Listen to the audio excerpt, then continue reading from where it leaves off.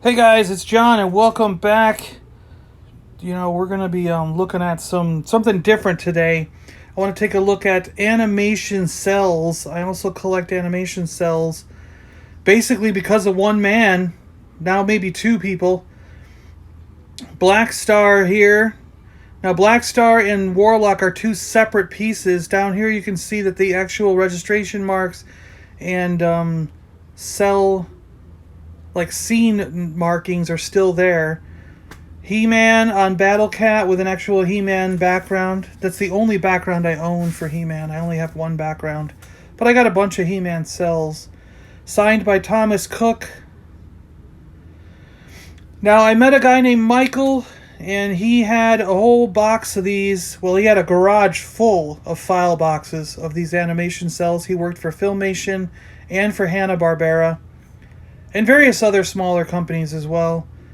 This one, you can see Spock, Kirk, and the alien are all one. The aliens in the background are one other cell, and the aliens in the foreground are a third cell. So there's 3 layers of plastic in here with a background.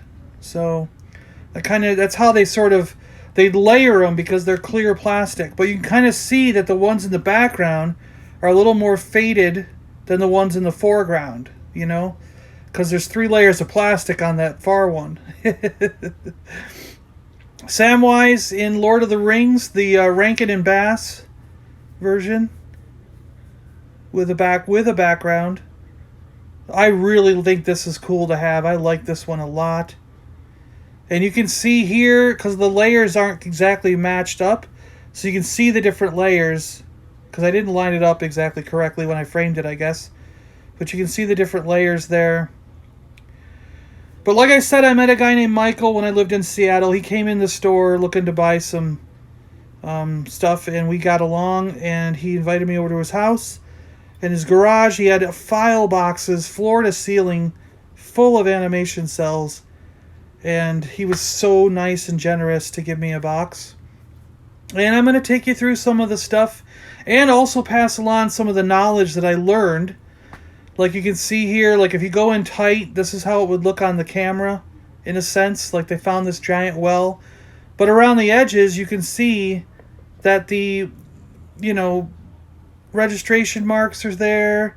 You've got the drawing doesn't come to a fine edge. It's just like blah blah blah on the edges, and usually they have the registration marks at the bottom, but it looks like for Ewoks it was at the top. But yeah, it's all unfinished on the edges. That's what I mean, unfinished edges, because they would crop it like down here somewhere, and you didn't go, the picture didn't go all the way to the edge, so there was no reason to paint a good clean edge on these. They just had to do them quick and dirty. And then here's something I wanted to point out as a difference. Like, this is actually called a Seri-cel. So there are 2 different things you can collect. You can collect the actual cells used in the films, or you can collect Seri-Cels, which is what this is. A Seri-cel will always have a stamp on it, like that Lucasfilm stamp, where these do not have any stamps. You notice there's no stamps. So that's one quick way to tell if you've got an original. Plus, you'll have multiple layers of plastic, where on the Seri-cel you will not. Here's a Seri-cel from the holiday special with Boba Fett and some stormtroopers. Again, it's got the Lucasfilm seal there to mark it as a Seri-cel and not an original. So these are reproductions that the company authorizes, and usually they're in a limited run. So meaning that there might be like 100, there might be 250, there might be 1,000, things like that. And I have one from Droids as well. That was from Lucasfilm. And I've got, you can see the symbol here in the corner. And it's just 3PO and R2. So he didn't have any droids. Maybe he didn't work on droids. But I got these. I got this droids one and the holiday special Boba Fett one out of the fan club. The Bantha Tracks. Do you remember Bantha Tracks? In Bantha Tracks, you could order these back in the, late 80s, early 90s. So that was my certificate of authenticity from ordering those 2. And then I also have these ones that were broken. So they have the matching drawings. So you got the cell, the painted hand cell, the hand-painted cell on the plastic. He-Man 4, H4, Scene 2, Master of the Universe 208A, He-Man 4, H4, Masters of the Universe 208A, and He-Man 4, H4. So you know the drawing matches the plastic cell. Now these were damaged, so meaning they were cut, the plastic was ripped, the whole sheet might not have been there, but the actual paint part was completely intact. So what I did is I just sort of fixed them, saved them, and put them in these kind of frames with the matching drawing. You can see some of the scuffs on the drawing. But this one actually has the color codes that go with what you would paint each thing. So his leg had that color code. And you can kind of just see like there's a color code for the bag and for his hand. For 24 is the snout there. So let's see, 24 would have been that color. You know, and then look, let's look at his eye here. His eye is, does that say 3, what does that say, 303? That one drawn, the line goes there, right? 303 was his eye. So that weird green color was 303. And I have one for Orko, and I have another one. There's a, let's see, over here is Slimer. I have some Ghostbusters ones too, yeah. So what I'm going to do is I'm going to take you through a couple of the folders I pulled out and show you different things here. Slimer is a little bit easier to detect here. You can see like OR2, orange 2. So his eye should be orange. Yep, okay. So Slimer is a little easier to detect. You know, it's G for green, O for orange, BL for black, stuff like that. So they kind of made it makes more sense on Slimer here than it did on Orko, or on Poplu there, right? But yeah, I got a few folders I pulled out. We'll go through them, and I'll give you sort of a little bit of a history. Now, I'm going to attempt to pass along this information as best I can to you, because I did not work in the animation film industry, but I had it described to me. I was given a lot of these folders. I have an entire file box full of this stuff, so I just pulled out a few for an example.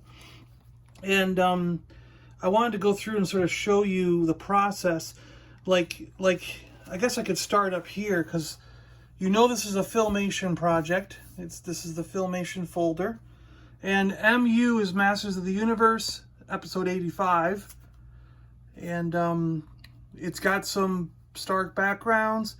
451, background number 451, and this is one that you'd use to pan. Now that's not actually in this folder. The folders don't match, oftentimes don't match, because I think he just threw a bunch of cells in folders as he was packing up, probably when he left from his job. But he explained to me that like there'd be 5 minutes of footage in here, 24 cells, that's kind of what it meant, so the people would know. It would go to layout. The director would sign off on it. The assistant, the video testers, they would sign off on it. Xerox check, meaning if they had to make copies or not. Like, the checking was all complete on this one on 8/23/1984. And you've got everybody's name here. It's really cool. There's signatures. Michael Gerard, Gary, Lauren, you know, and then the markup and paint and the final check. 9/8/84. So it took from 8/23 to 9/8 to go through this process. And then on the cell serve the camera, the reshoots, different things like that. So it's pretty cool just to see that stuff. Masters of the Universe, that's what MU is. Someone signed off on the video test on it. Part 1 of 4 parts. So there were others that were, these other folders probably connected to what was originally in this folder. And yeah, it's just kind of neat to see this kind of stuff when you, with the cells, you know, and then have the cells inside. Now Thomas Cook is one of the ones I knew. I knew Thomas Cook and a guy named Michael. Michael gave me most of these cells. I met Michael in Seattle. He came in the bookstore actually that I worked in, and he was buying up all the He-Man and She-Ra DVDs, because he said even though he worked there, he didn't have them on DVD and everything. And then I met Thomas Cook later on, and he drew me this for just for fun. Thomas Cook 2013. But I want to go through a lot of the cells that I don't have framed. Just a few cool ones that I thought I'd pull out. And their corresponding drawings, things like that. So like we've got the evil sorceress. Remember when she went crazy? Masters of the Universe, number 75. Shot 234. It's going to use background 6 in here. That tells you which, codes for backgrounds and things like that. So you can kind of match them up. We can show you some of that here. Actually, I should show you the drawing because like it's kind of neat to see that the drawing totally matches. So they always had two. They had a drawing and they had a corresponding painted cell. And you can see that it's actually the real paint there. You know what I mean? Like this would be painted right on the plastic. And it's a see-through thing, And they would sometimes layer them up. I've got examples of that later on in here. But here's like a Ghostbusters one.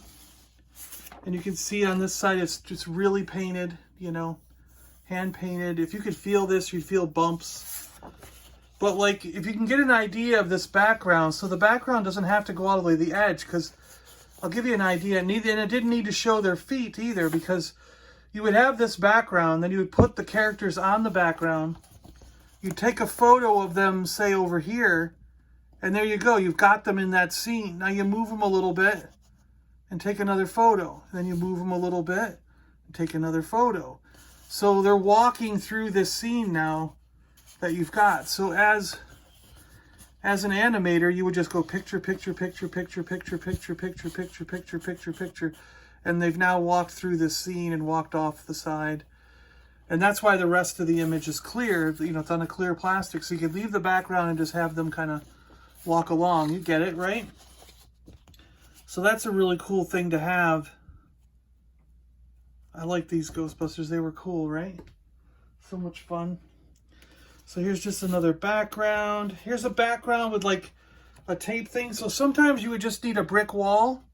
So they would do that, and of course the edges don't have to be there because you'd have a close-up cutting off the edges. But then other times you'd want the brick wall, but you'd want something in front. So they would tack on these little pieces, and they're just taped on there. And then when you get up close and take your shot, well, you've got a desk with a baseball on it and a stone background, So that's kind of cool. And then, like I said, sometimes you can get Seri-Cels. This is my certificate of authenticity for this Seri-Cel. This is a Marvel Seri-Cel, so it's not been used in production.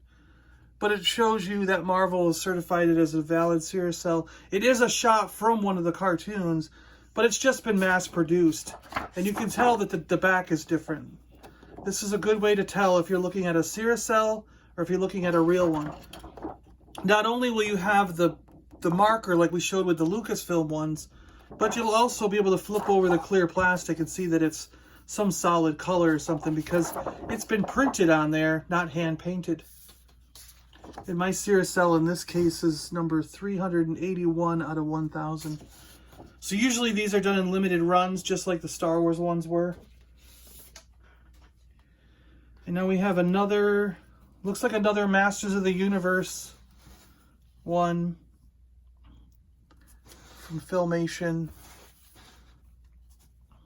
Went through all the different processes. This was from 329.85, 49.85, 412.85, 417. So it took a good almost a month to make an episode, go through the whole process,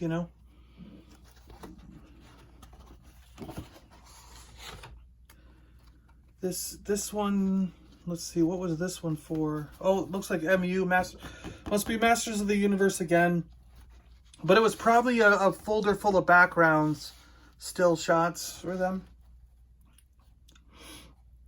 Yeah, one cell was in here. So there was probably just a background folder.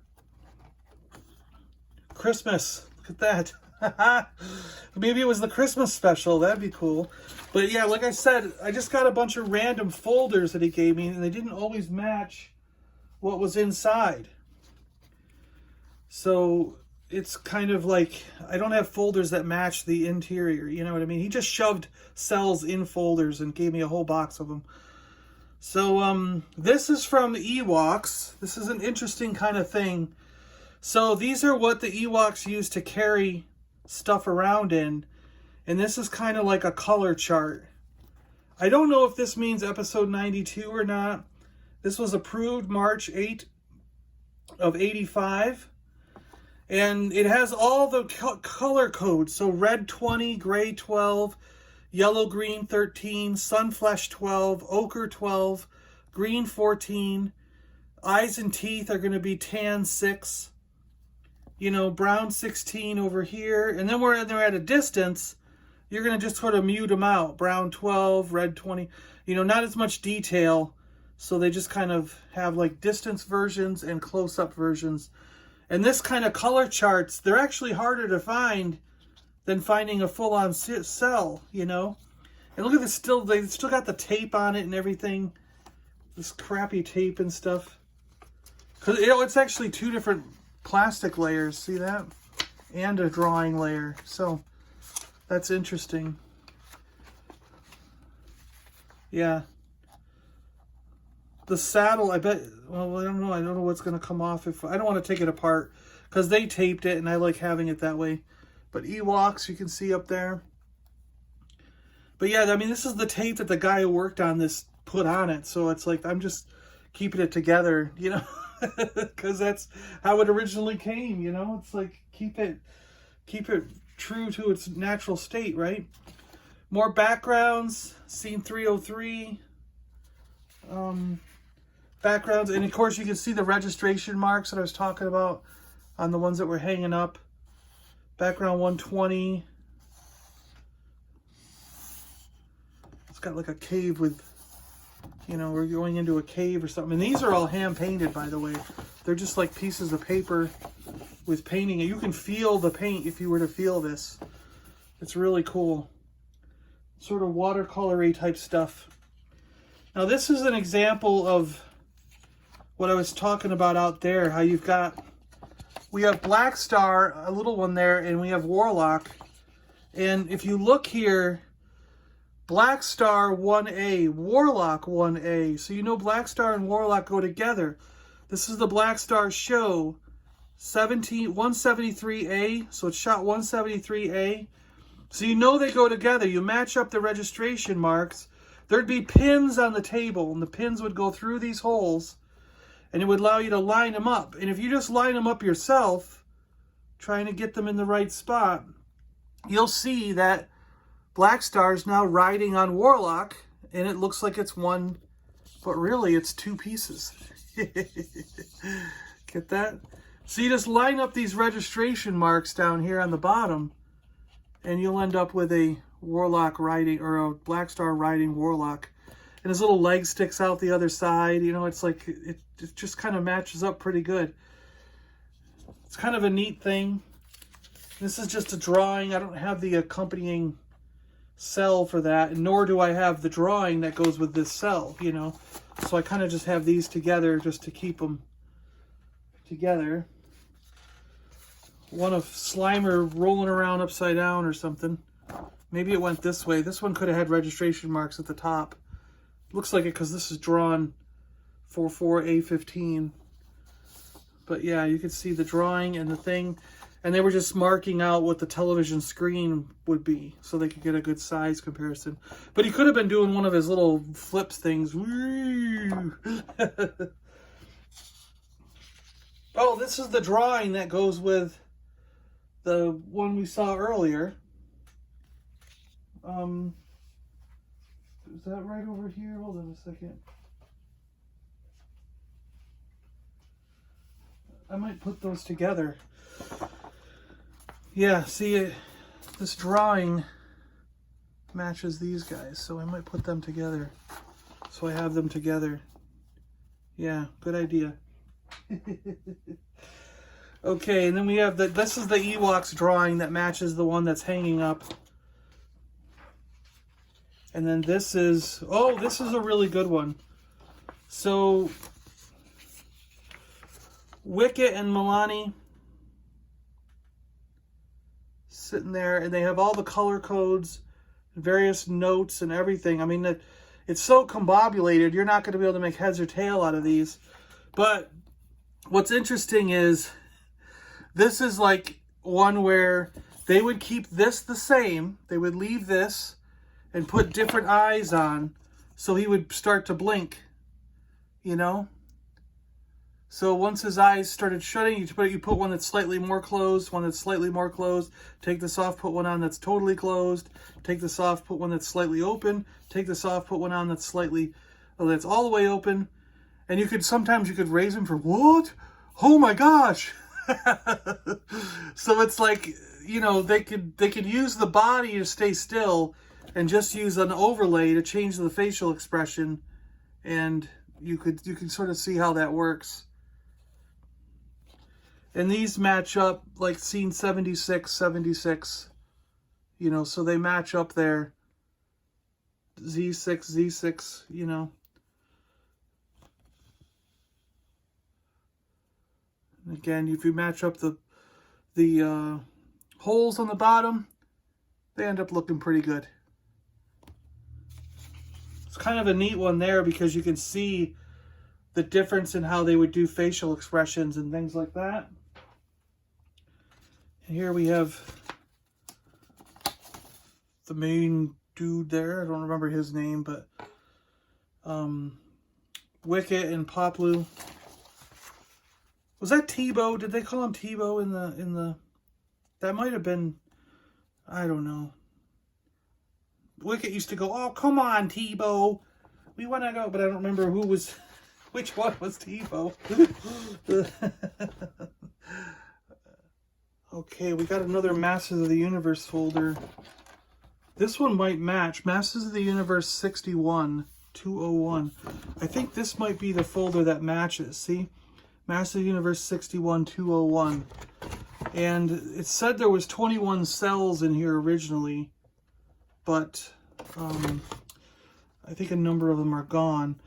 But this is pretty neat too because you can see that Cringer and Orko are on two separate ones. So Cringer is hand painted on this one and Orko is hand painted on the other one, like that. And MU61, MU61, 201, 201, Cringer 8, Orko 8, so they match up. And then if you line up all the registration marks and everything, you're going to get how the scene was intended to look there with Orko and Cringer. And again, I got this signed by Thomas Cook because he remembers that he drew the Orkos with the oval eyes. He always drew them with oval eyes. So I knew that Thomas Cook had drawn and painted this exact one. So that's why I asked him to sign that one. And this is the Orko that goes along with it, MU61 201. And then Orko would do, of course, he would be animated. So you've got him moving around here. And moving around here. Oh, I know what it is. I threw a bunch of decent ones in here that were, I knew that one matched the folder. And then I threw in a bunch of other He-Man cells that I had in here. Like this is Man-at-Arms with the accompanying drawing. The drawing looks really good, doesn't it? That's really cool. And Teela with the accompanying drawing. Like someday I want to get all of these framed because they're really nice. I mean, look at that Teela artwork. That's really good, isn't it? So cool. And then she's there. I mean, that's a great Teela cell to have. Look at the hand paint. You can see, can you see the bubbles on there from the paint? You know? So that's how you know these were real. These are used in the cartoon, you know? And Skeletor, of course. And I got that signed by Tom Cook, too. Which I don't have the accompanying drawing for, but again, sometime I've got to get these framed. And but I mean, you got to have enough wall space to put them all on there, you know? a He-Man with the showing his teeth. It says teeth on the. See that? It says teeth. He-Man with teeth. So that's kind of cool. And then we have. Oh, this is another one of those examples. So if you wanted to do like a thing where he was totally changing his facial expression, or maybe he was turning his head or something, you could leave the body still and put on a different head. And then you'd slightly turn the head, take this one off, put the turned head on, take a picture, put this one back on, and he's turned his head back to front, you know? And you just got to carefully line it up to make it look like the He-Man we all know. You got to really carefully do it so it doesn't look weird, right? And mine has some of the paint flaking off the feet. You can see that the paint's flaked off a little bit. So this is kind of a damaged cell, but not damaged enough where it was folded. Like some of those ones that I showed you earlier that were in the smaller frames, that was because the plastic was actually folded and ripped. Some cases it was ripped all the way down, but luckily the image was still good. So I was able to make smaller frames with those and just save them. What I consider saving them. This is the drawing that goes with the He-Man I have out there that's signed by Thomas Cook there. Also reverse for 315, meaning they would show the image the other side. But this is kind of neat. This is actually stapled to the back of the thing. MU61, which again matched here, MU61. So that matches that first one we saw with Cringer. But what's neat is it shows the picture screen of where the picture tube would go. But then you've got the animation drawings. Ah, whoa! Ah, whoa! You know? So you can see the whole, that was the scene. He was going to scream, ah! And go from, let's see, scene 201, background 172. And this must have been background 172. So he had a rough sketch of the background there. So they must have been in some place with like a brick wall kind of thing. And then he was going to be on there, you know. So you get the whole idea there. So it's kind of neat to have that accompanies the folder and then shows the actual, you know, cell as well in there. So I got the folder, the cell, and all the drawings that go along. I just don't have the background. So that would have been a complete package if I had that background, you know, which I do not have, unfortunately. So let's see what's in here. Looks like it's still Masters of the Universe stuff, is it? Oh, this is another interesting thing. Look, let's get this out of the way, and we'll do this. So they would sometimes show storyboards, and they would put the storyboards right in the folder. So it's like puts hat on, heads as he works to this position. Brave Star slowly rises. This is Brave Star. So this was a Brave Star one. You remember the horse, the guy with the horse? So these are some of the actual storyboards of Brave Star. And so this folder must have been a Brave Star folder. It probably just has BS on it. Yeah, BS. So, and that would have been 87. So that's going through 9 to 10, September, October of 87. Let's see what was in that folder here. We got another Slimer. Yeah, this matches. This is like the next shot of the one we had before. And then we have Orko flying through, which we had some before. See what I mean about how they're just thrown in there? Like some of these would match up with other cells that I have, but I just haven't gone through and actually organized the entire box. But you can see, like, look at this. This is all matching. So like he's slowly moving. If you look at these, he's ever so subtly different. and going to be moving across the scene, I guess you could say. I don't know how we can best show this movement. Maybe we can do something like that. Did you get the idea? Like shot 1, shot 2, you know? I got glare on there. You're getting glare from the... But yeah, like shot 1, shot 2, you know?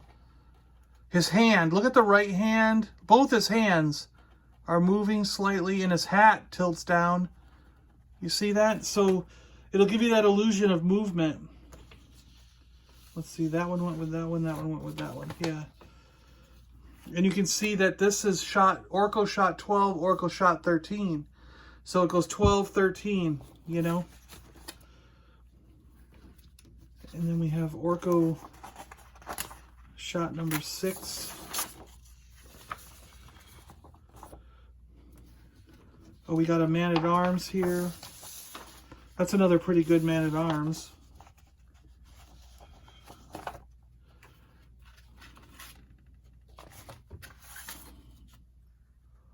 And then lastly, I thought I would show some other folders so you know what the Filmation folders look like. And now here's the folder for what they used during Ewoks. It was actually printed on there as Ewoks. And, you know, prop reuse. They showed a little storyboard here. That's an actual storyboard of one of the shots. But that would give you an idea what scene was in this folder. That's how they did it over there. And they had layout keys, in-betweens, field guides, all these checks going through. And you can tell there was some Chinese and Japanese artists working on Ewoks because the writing is they're signing their names in the native languages. Final animation check. So instead of just having one box like Filmation did going down the side, they've got it all over the place here. And you can see these were done in 1/5. They didn't put the year down, did they? I don't see the year down anywhere. Just was curious if they did. But that's kind of their folders. And then another style of folder. This one is totally like from Japan or China. Probably Japan, right? I mean, didn't they animate all these? Yeah, that looks like... That's actually Japanese right there. So it's Japan. But this was for Sci-Fi Harry, you know. And a lot of the same thing. This probably says like line checks, field checks, things like that, camera work. And most of these artists were Japanese that were working on it. But that's another way that they would do their, their folders. Things would just slide in there rather than having it open up. So just kind of give you an idea of different folders and how things were, so you know. Well guys, thanks a lot for watching. I really appreciate it. Hope you guys enjoyed this run through animation. I know it's a longer video than normal, so I won't babble on. I'll just say thanks a lot for watching. Really appreciate it. And we'll get back to doing some toy stuff tomorrow. I think this is a really cool subject, and I had this one in mind for a while. All right, guys, thanks a lot. We'll talk to you later. Stay safe, stay healthy, and go check out some of these cartoons. Go back and watch them because they're really, really good, really cool stuff. All right, see you guys later. Bye-bye.